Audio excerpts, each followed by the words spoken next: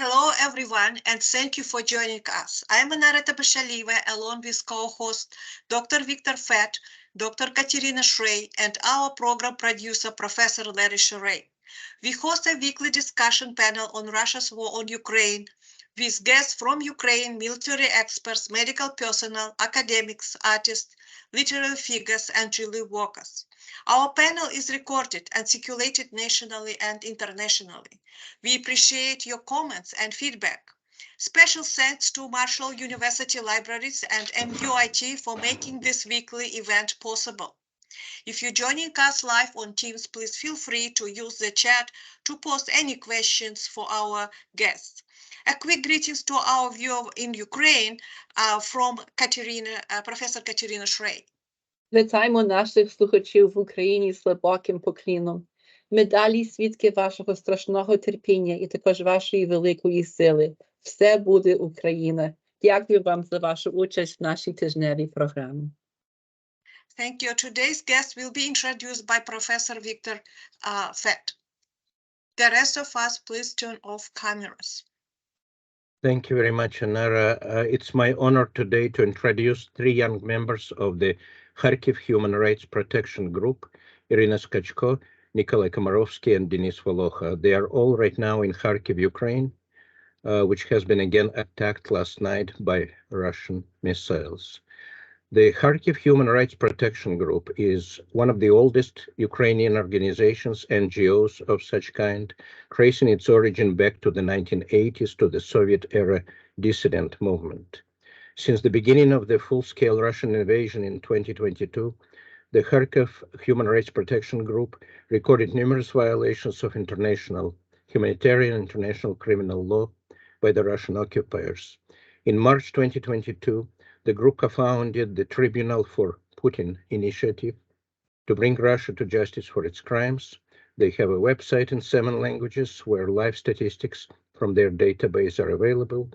The data collected will become the basis for filing legal cases with International Criminal Court in The Hague and other bodies. Welcome to our program. We are honored to have you, and we will start with presentation by Nikolay Komarovskyi. Nikolay, please introduce yourself and tell us what you have.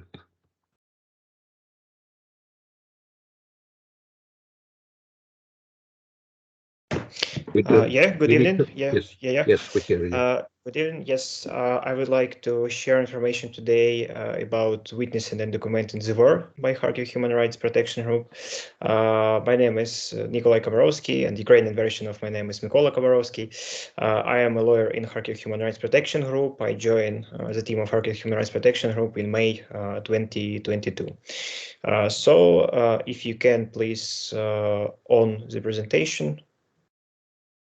Yeah, and when I will need to the next slide, I will say to you, please turn on the next slide. Thank you. So the topic of documenting and certifying the consequences of armed conflicts is currently of utmost importance in Ukraine. The war continues, and the Russian Federation continues to systematically commit acts of war crimes, launching missile strikes on civilian infrastructure, terrorizing the peaceful population in the occupied territories, deporting Ukrainian children, and so on. Undoubtedly, even though the state is making every effort to document all the consequences, its physical resources are insufficient for the task. Therefore, the importance of the civil sector in this matter cannot be overstated. In this case, it is a scenario where the civil sector and government authorities are in a state of coordination as we share a common goal. My today's topic is witnessing and documenting the war. Although these processes are closely interconnected, I will begin with the documentation process, as it in a way precedes the witnessing process. Kharkiv Human Rights Protection Group commenced its work on documenting war crimes almost from the first days of Russia's full-scale invasion.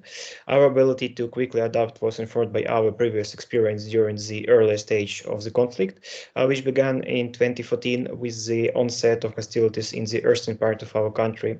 A dedicated database was established to record war crimes events in the aftermath of those events.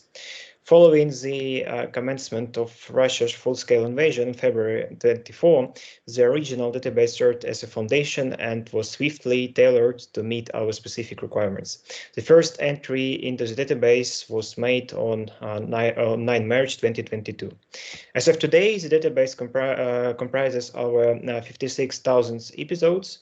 It's worth noting that the database is a collaborative effort among all members of the T4P coalition, Tribunal for Putin, co-founded by Kharkiv Human Rights Protection Group, Ukrainian Helsinki Human Rights Union, and the Center for Civil Liberties. In total, the coalition includes 19 participants for today. One unique aspect of the Tribunal for Putin approach to information gathering is that it follows a regional principle. Various parts of Ukraine are assigned to different organizations. Usually, the organization has worked for years in the area and understands its geography and other distinctive local features. In certain parts of the country, the Tribunal for Putin has collected more information about war crimes than either the Ukrainian government or international organizations. As of today, the territorial jurisdiction of the Kharkiv Human Rights Protection Group includes, of course, Kharkiv region, the city of Mariupol, and Kyiv. To document events, the personnel of organizations conduct monitoring from open sources, including messengers, social media, news in the media, and government notifications. For instance, Telegram channels themselves serve as a substantial source of information. The focus of our research is events displaying signs of war crimes. This could include, for example, shelling of residential buildings, civilian killings, torture, and other crimes as outlined in the Rome Statute.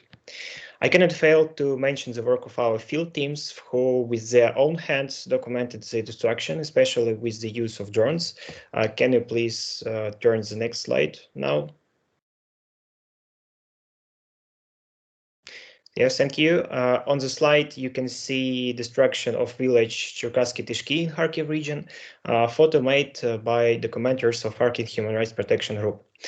After verification, the data is entered into our proprietary database as a specific case. Priority is given to the search for media files and personal information, which can later be verified through open source intelligence. It's called OSINT reconnaissance. Data verification is particularly critical for areas under the occupation of Russia armed forces. What does an episode in our database looks like? Can you also turn the next slide, please? Thank you. An episode allows us to see the location of the event, the time it occurred, or a time range when the event might have taken place if the exact date is unknown for us. The most crucial field is testimony field, where the documenter describes the essence of the event. If available, it further specifies the identity, which could be witness or victim, the owner of a destroyed building, for example, etc. Please note that only those documenters with a special access code entering during database authorization have the ability to view and input identities into the database. This measure was introduced to enhance the protection of personal data. Next, you can see the target of attack field. As displayed in the episode on the slide, it's object of a cultural and entertainment facility. Then there is the event type field. As indicated in the slide, it's airstrike. This is followed by a preliminary qualification. Naturally, it can sometimes be challenging to accurately qualify actions, especially considering not all documenters are lawyers. Therefore, we refer to an approximate preliminary qualification that can facilitate the classification of the recorded episodes and their subsequent search. Finally, the field specifies the site that is likely responsible for the committed crime. No, of course, it's Russian Federation. The database enables convenient searching for the necessary information. It offers the option to display data in the form of statistics across various parameters such as event type, object status, human casualties, and more. The next slide, please.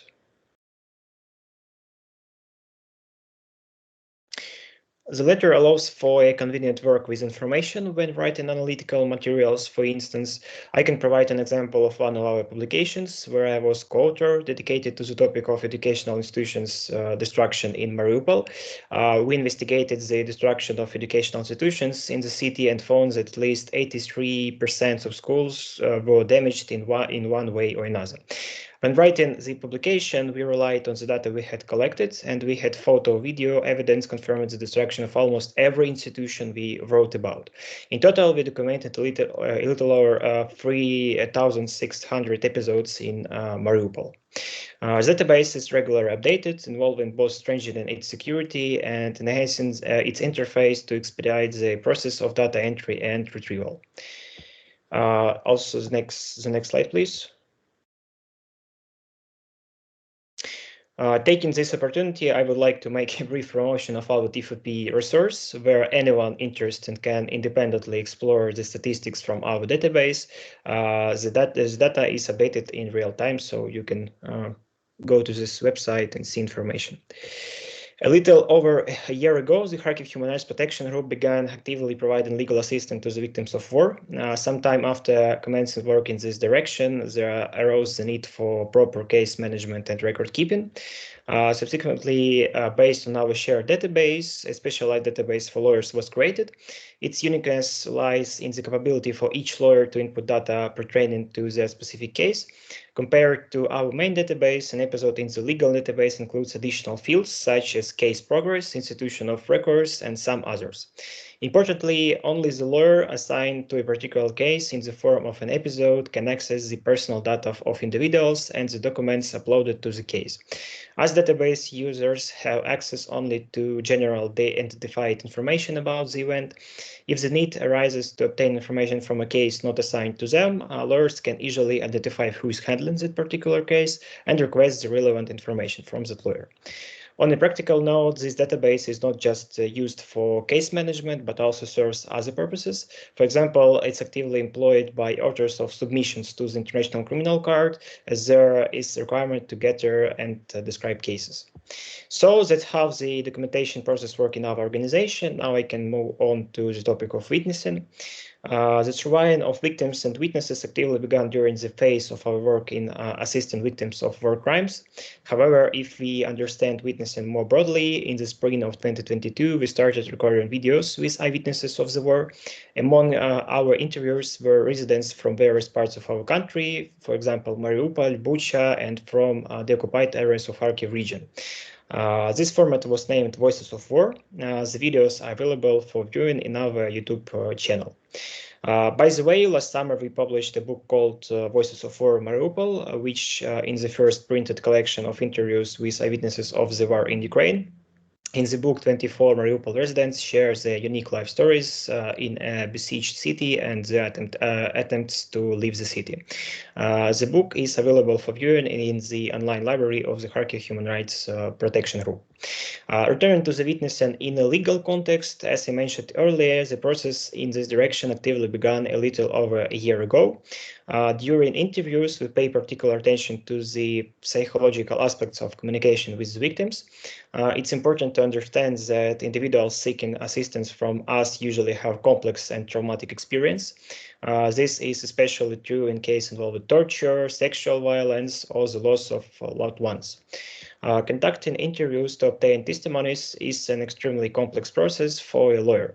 On one hand, it's essential to gather as much information as possible, including details that may be emotionally challenging for the individual. It's very important to know details, for example, when we submit an individual communications to the institutions like the United Nations Human Rights Committee. On the other hand, there is a risk of re-traumatization during the interview. Frequently, these interviews follow prior interrogations by law enforcement agencies, requiring individuals to revisit their traumatic experiences. Lawyers take this into account and carefully prepare for the interview to minimize the need for further questioning in the future. When it comes to interviewing minors, the standards are even more stringent in that case, allowing for only one interview. In order to help individuals overcome the psychological consequences of their experiences alongside our legal team, our organization employs a group of professional psychologists who provide free psychological support. Additionally, it's worth noting that psychological support are available to our lawyers and other organization staff as well.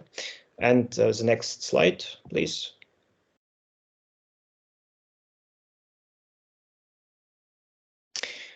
Interviews are conducted in two formats, in the field and in the office. Field work occurs when our team of employees travel to populated areas where Russian military crimes against the population are known to have occurred, primarily in the occupied territories. On the slide, you can see how the lawyers of the Kharkiv Human Rights Protection Group work in the field. This is the village of Kharkov in the Kharkiv region, one of the most heavily mined villages in Ukraine. Of course, preference is given to conducting interviews in our office, as it allows for ensuring the confidentiality of the conversation and maximally comfortable environment for the victim. It's worth noting that during field work, in the majority of cases, we are primarily conducting preliminary interviews aimed at establishing key event details without delving into the specifics. Sometimes conducting interviews in the field is further complicated by the fact that our employees are provided with limited space, where it's impossible to create anything resembling a private setting for communication and a cozy atmosphere. As of today, we have two offices in operation, one in Kharkiv and another in Kyiv, capital of Ukraine. Our organization has undergone some evolution in terms of our approach to handling personal data. As the past year, when we started providing assistance, we used the consent form for personal data processing developed in accordance with our national Ukrainian legislation. However, later on, the Kharkiv Human Rights Protection Group, in collaboration with our partners, developed a special form consent from forms that fully complies with European GDPR requirements. Every lawyer to whom a victim turns must obtain informed consent. It's crucial that the form filling process is not reduced to a mere formality. To achieve this, the lawyer must provide a comprehensive explanation of the content of informed consent, why it is needed, and what powers the person grants to dispose of his or her information by signing it. So it's the process of documentation and interviewing within the Kharkiv Human Rights Protection Group. Now, we continuously strive to improve both processes. As for the interviews, our main goal is to utilize a trauma-informed approach to minimize potential negative consequences of our interviews. So it's all that I want to say for you. Thank you for attention. Thank you very much, Nikolay, and I stopped sharing my screen, and we return to the audience, please. Questions and comments. I have a comment, and it's amazing what you are doing, and the importance of it cannot be overstated. When I was much younger, probably around your age, I had the job of transferring to computers when this is in the 1990s, when personal computers became more readily available here in the United States.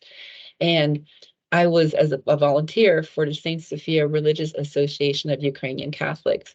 And they were putting together, they called martyrologia, martyrology. I'm not sure how to translate it. I think it's the same word in Ukrainian as in English, martyrologia katolickiy cerkvi. And what I had was handwritten notes of persecution of people for their faith, priests imprisoned, bishops banished, sometimes just one or two sentences, actually very similar to what you showed on the screen, which is so beautifully done on your screen. And so my job was these little snippets of paper people were documenting, and my job was to take all that and then rewrite it into a spreadsheet. Well, it wasn't a spreadsheet back then. It was just a Word document, and it wasn't even a Word that you could easily search. So I am just absolutely grateful and awed by the work you're doing. It will be absolutely important, both in the immediate future and in the distant future. Thank you, and God bless you for what you're doing. Thank you, Katerina. And we have a question from Dr. Deutsch. Dr. Leonard Deutsch, please. Yes. I noticed under the categories of crimes, you had murder, you had rape. My question is, are you keeping tabs on, and is it still happening, the taking of children to Russia for re-education? Or has that slowed down, or is that still happening at the rate it was? Yes, now we are finished and we sent communication to International Criminal Court about the forcible transfer of Ukrainian children from Ukraine to Russia. And we also overview this topic about re-education of Ukrainian children in Russia and in occupied territories of Ukraine. So we also fix that information and we also have that information in our database. Thank you. Thank you, Dr. Deutsch. Thank you for question, yes. Denise, would you like to add anything at this point? Denise? Well, I think it was a pretty in-depth review of the work we do in terms of collection of the evidence, and I think Iryna will say a few words about like in-field work that is being done right now, that about some teams that are going almost every day to distant areas of the Kharkiv region and other regions of Ukraine to talk to victims, to provide them with any assistance they need, humanitarian assistance, I mean psychological aid and so on and so forth.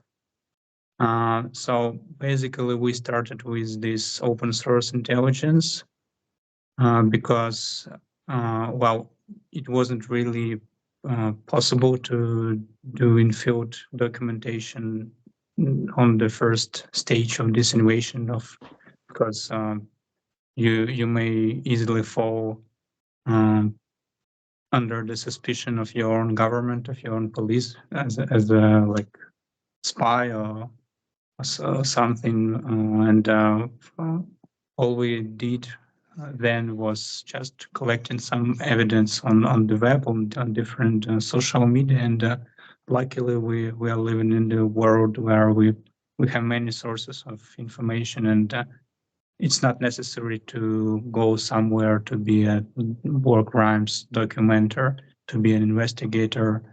We all saw this many open source intelligence investigations. I mean, like Bellingcat, and actually we now have a Berkeley protocol, which is a guide on open source intelligence, some kind of official guide.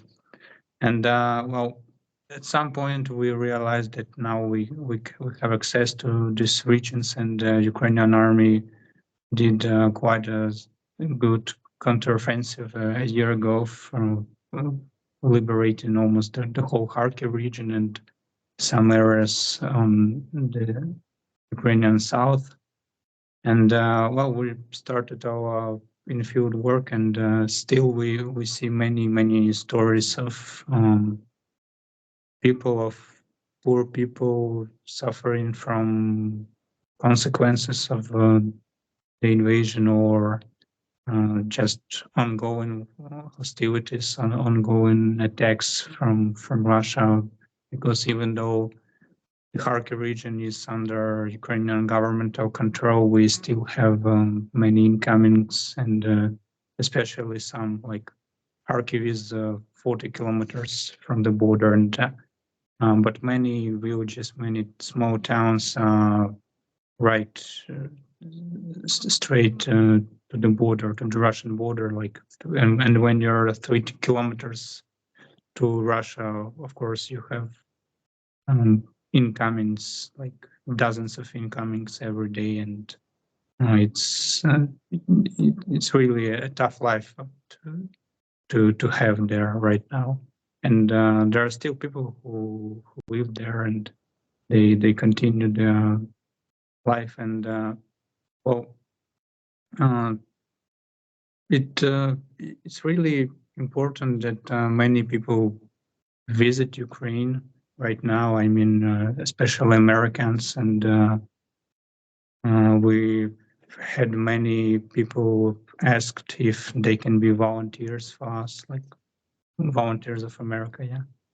And so this means a lot for us, and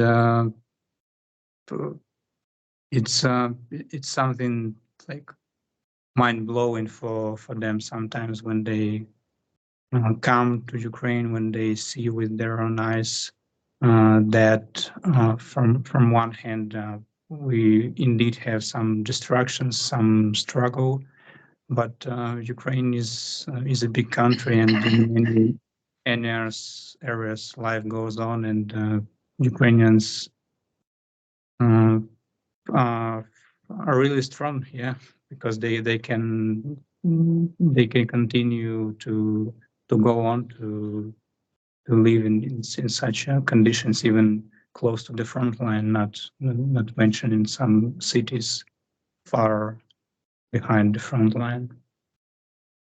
So yeah. Thank you very much, Denis. And before we move to Iryna, I see a question from Anara. Professor Tabashalieva, please, Anara.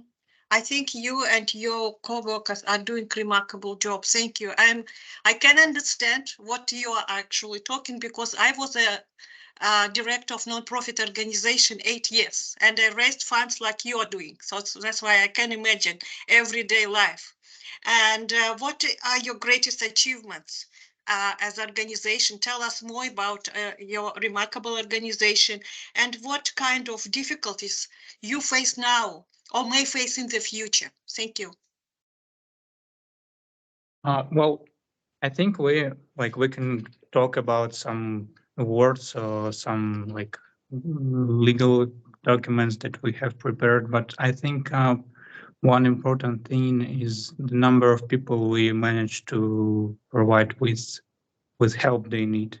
Though it usually a small assistance, but well, I see that these people really need it, and like Mykola mentioned, Ukrainian government is concerned about how to win this war, and we cannot have enough resources to help anyone suffered from this invasion, and to help civilians who are suffering this war or consequences of this war. And like many people come to our office in Kharkiv every day, and to our other offices, and sometimes we go to these people to help them.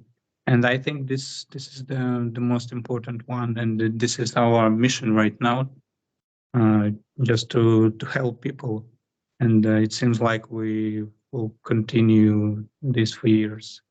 Well, of course, the main struggle with this is financial stability, financial sustainability, because we, though we had some support from international donors of our activities and of our humanitarian activities, but we don't know how long this support will last, and we know for sure that there are many people who need this support for years, and there will be many veterans also.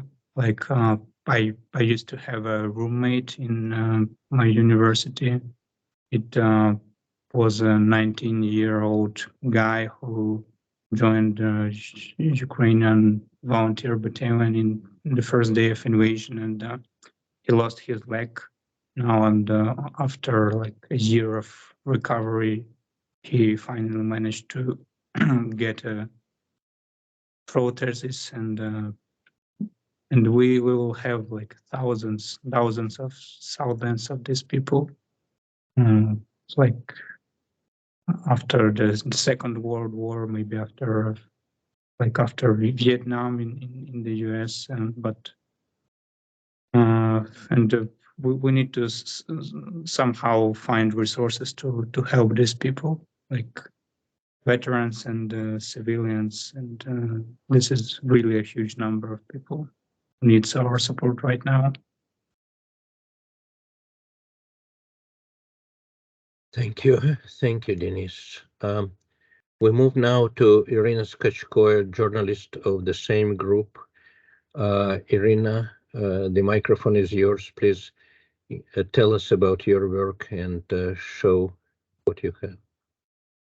Please. Hello, I'm working for human rights group for 5 years, and I live in Kharkiv with my children.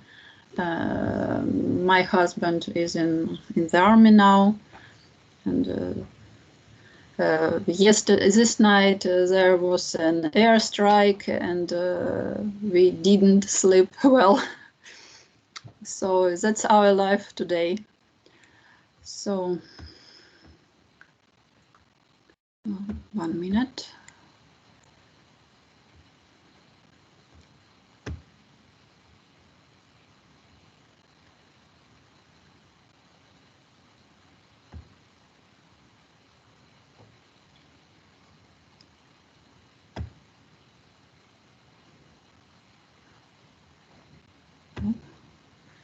Do you see my presentation? We do. Yeah.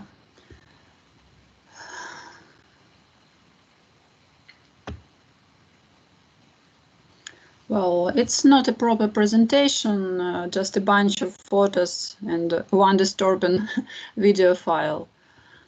So you can see Izum here. Many of you could hear this name because of their mass graves found there. The town was under Russian occupation for 5 months until it was liberated last year in September during a large-scale counteroffensive in the Kharkiv region. And our team went there 2 or 3 weeks later without any lawyers because our task was rather humanitarian. We had to find some inhabitants whose relatives turned to us for help. They hadn't heard of their beloved ones since the war started, and they were desperate. They didn't know if their moms, brothers, or sisters were still alive. And there was no phone or internet connection. Moreover, there was neither electricity, heat, nor water supply. And it was difficult, but we found them all alive. And here's one of them. Volokha, we wrote an article about her. And that was one of our first field trips to the occupied zone. And since then, several teams have been regularly visiting those areas of the Kharkiv region to document war crimes. And now our teams usually include a lawyer, a psychologist, if needed, a clinical psychotherapist, guys who gather information for documenting war crimes, and sometimes me as a journalist. We provide legal, psychological, and humanitarian aid, and thanks to our partners, we can provide a variety of it.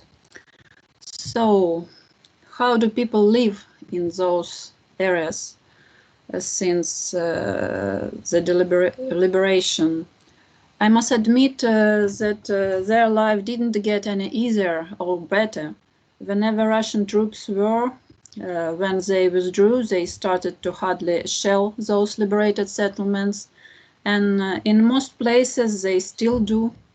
You can see Ruski Tishki here on the photo. In many villages like this, there are no more schools, churches, or shops.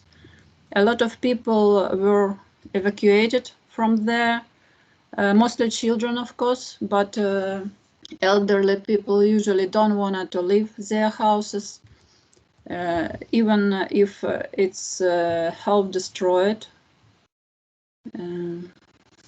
That is how that was not totally destroyed, but was without its roof for several months look like. You can see mushroom hanging from the ceiling here. Well, but those people want to stay there because all their life is there. Their animals, fields, vegetable gardens, which are heavily mined. Explosive contamination is really terrible. Its levels are extremely high. news of someone who stepped on the landmine and was injured or killed comes almost every day, and we see such scenes quite often during our trips. Here you can see Russian high explosive anti-personnel landmine, and we call it with a tender name, Petal. In this photo you can see in what condition our lawyers sometimes have to work. During our field trips, here's the basement where the residents of destroyed Kutuzivka live. And there is the village of Prudyanka, where we provide legal aid to the war crimes victims in only more or less suitable building, a barn where fodder was once stored. At least there were walls, a roof, and the rain didn't fall on our heads. But it's not always so bad. Some villages or towns still have more or less intact councils, schools or clubs, but sometimes there are no walls and roofs at all, but residents still are, and we work sitting just in our car. Well, so who do we meet in those areas who come to our organization for help? Of course, most of them lost their property due to the war. The majority of war crimes committed by Russia involve shelling of civilians and civilian infrastructure, and on average, Russia bombards civilian targets 75 times per day. And how can our organization help? Our lawyers takes necessary documents, prepare a statement about the crime, submit it to the Ukrainian authorities, then maybe they will submit this to international authorities. It's expected that in the future, someday, a decision of reparation will be made, and a large submission will be prepared in this regard. It is a Kamenka near Izum.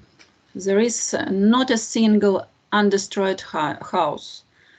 Before the war, there lived more than 1,200 people lived here, and when we were there, no more than like 30. And it's difficult to name. It's difficult to name the exact number of dead. After the liberation of the village, the bodies of the killed were found everywhere in basements, and the fate of some residents is still unknown. And we meet a lot of civilians who were injured or whose family members were killed. There are 224 such cases about killed civilians our organization have just this year. And there are a lot of those who were tortured by Russian troops. If it happened recently and there are traces of torture, our lawyers go with such a person for a forensic examination and prepare a statement about the crime. They look for witnesses, for those people who saw the person being taken away by Russians, as well as those who, for example, sat in the same cell with them. Must admit that Russian tortured different people, and you never know who they want to take next. For example, this man, Vitaly Chernov, the principal of the school in Borivske, the Russians took him to the police station in Kupiansk because he didn't want to cooperate with them, and didn't want to be a principal in Russian-ruled school. That was the only reason this man was tortured with electric shock. This is Vadim Kutsenko. He was tortured because he served in the Ukrainian army back in the past. Both of them, as you see, are not young persons, and they were not somehow involved in armed resistance. And that's how their Russian politic towards Ukrainian citizens looks like. But the most terrible thing is that we meet people whose relatives disappeared and vanished into thin air. One day Russian could take someone, and since then there has been nothing. Invaders can never admit that they took this person. This man was kidnapped because he had a diving suit. Diving and fishing were his hobbies back in his young years, and the Russians thought it was really suspicious. And now his family struggles searching for him everywhere, and nothing. How do we help such people? If a person comes to us claiming that someone close to them has disappeared, our lawyers take their statement and all documents, and then send requests everywhere to Ukraine, to the so-called LNR, so-called DNR, Crimea, the Russian Federation. The standard number of requests per person is about 50, and they do it more than once to keep the situation under control, because sometimes Russians send different answers about the same person. First they say we don't have such person, then they say we do have, then again they say we don't have, and these are responses for like the same body. And but sometimes we can find those who disappeared, and that's really amazing when we can do it. Well, that was about legal aid, but how else we can help? We provide humanitarian assistance to those local communities where almost all residential buildings were destroyed. For each such trip, we take things that are necessary for rural communities. And our main office in Kharkiv has turned into a humanitarian aid warehouse. Last winter, we participated in the program Let's Help Ukraine Stay Warm through the winter, and thanks to it, we could provide those who needed generators, gas stoves, sleeping bags, and everything necessary when Russia strikes our energy infrastructure. And sometimes we provide really unusual help. I'm sorry, the next video could be quite disturbing for those who don't like mice.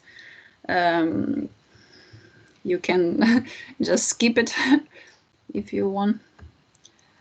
Well, there is a real disaster now on those territories, a real mice invasion, and it's obvious. In the fields, grain crops haven't been harvested for 2 years, so we had to help a village to fight this mice invasion here.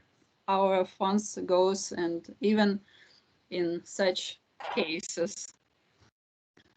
Well, and a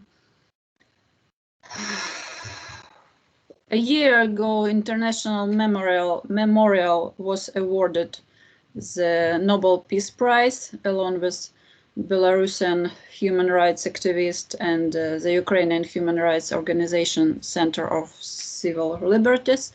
And the board of the International Memorial decided to give half of the prize to the Kharkiv Human Rights Group, which is the only active branch of the memorial in Ukraine. And we decided to direct these funds to aid civilians affected by the war, and primarily those who lost relatives. They got some money from our organization.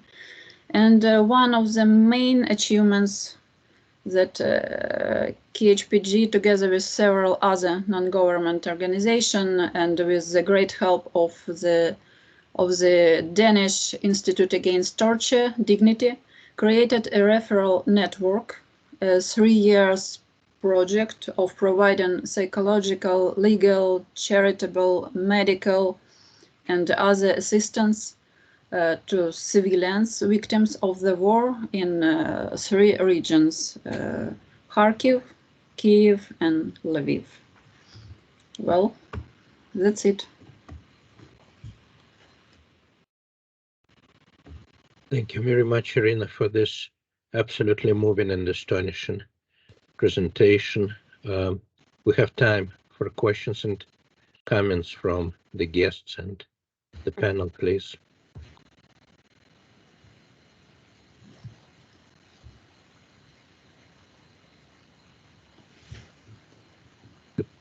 Iryna? You mentioned Dennis, your roommate, who who's injured in the fighting and now has a prosthesis, and you mentioned that this will be, again, this is going to be a very common situation. And you mentioned that you guys do have support, financial, or at one point had financial support. Is there a way, where can people donate to help veterans who have been injured in this catastrophic way? Do you have a place where we can help financially? Well, actually, this is something that our organization doesn't do. We do not like providing support to the veterans. We are mostly focused on like civilian. I don't say that we do not like help veterans. We help them in a way we can, but we do not have any programs of like buying them prosthesis or anything. Well, I think we have some governmental programs. As I know, he was in Germany for a long time, and they provided them with the help for free, and he received it for free. I think we have some initiatives. I think we have one clinic in Lviv called Superhumans, and I think if someone wants to help, like directly to help veterans of Russo-Ukrainian war, they can donate to initiatives like this, maybe directed to this clinic or to some other. And well, we also have some donation website which we want to make a small rebuild of, to add PayPal and maybe other services. So you can basically support our organization as well. I appreciate that. And I realized that the veterans is outside of your mission. I was just touched by the story. I can't imagine what you all are feeling in documenting each of these atrocities and hearing the stories of people you love whose lives have been completely changed because of this horror that is happening. And my heart goes out to each and every one of you. With the emotional toll on you, the secondary trauma has got to be immense. So I could see where the veterans thing is outside of your mission. And thank you for pointing us to that place. I'm familiar with the place you're talking about in Lviv. It's an excellent idea. For your own work, if you would like to share with us a link, to donate, we will definitely put it in when we release this video in the comments. Victor's very good about that. Larry's very good about that. My heart goes out to you. I do like, my heart goes out to you. For us, this is horrible, but for you, you're present there, and the people who are suffering. You see, they sit before you broken. And my heart goes out to you. Thank you for this important work you're doing. Thank you. Thank you all, and thank you, Katerina. We will be honored to host Iryna Skachko once again. Next week, she agreed to tell us more about the case studies from her work. Iryna and Denis and Mykola, we thank you so much, and you are the heroes. All we can do is to help you in some small way to show the world what you're doing, and we are very honored to do that. If I might have more questions from the viewers and guests, please. If I have a don't, question. yes, please. I heard on the news recently that Ukrainian men in the occupied territories were being pressed into service into the Russian army. Has that been going on for a long time, or is this something new? Yeah, well, this is something that has been going on since 2014, essentially the year Russia invaded these regions. And what is really scary that, well, during the attack on Mariupol in 2022, one of the most brutal parts of this war, the Russian government sent the people who, like, they were mobilized from men in somewhere in Donetsk, in the Donetsk region occupied by Russia since 2014. And it's really scary because these people, they were 12 or 13 when Russia invaded their home, and then they introduced them with this crazy propaganda, and they essentially raised these war machines. They raised some new soldiers, Putin's soldiers, and these are actually Ukrainians. So Putin's regime raised Ukrainians in such a way they would attack their own the country they used to be citizens of, and then they sent them like a cannon flash to Mariupol, and they died just many of them died, and because they don't think they deserve to be served as their regular army. So yeah, it's happening right now, and it was happening before. That's disgusting. Thank you.